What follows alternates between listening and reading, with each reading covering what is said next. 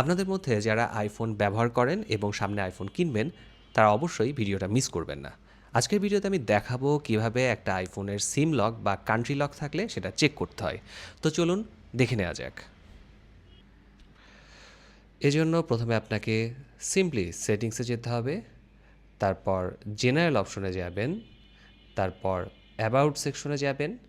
এখন নিচের দিকে কিছুটা স্ক্রল করে যেতে হবে, তারপরে লেখা দেখবেন নেটওয়ার্ক প্রোভাইডার লক নামে একটা অপশন আছে, সেখানে নো সিম রেস্ট্রিকশন লেখাটি আছে, মানে এই ফোনটি সিম বা কান্ট্রি লক করা নেই।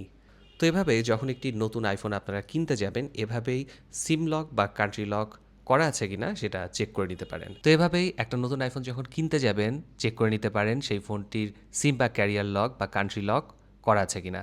তো এই ধরনের ছোট ছোট ভিডিও পেতে আমাদের ইউটিউব, টিকটক এবং ফেসবুক পেজটি ফলো করতে পারেন। আর আইফোন রিলেটেড যে কোনো কোয়েশ্চেন থাকলে আমাদের মেসেজে জানাতে পারেন। ধন্যবাদ।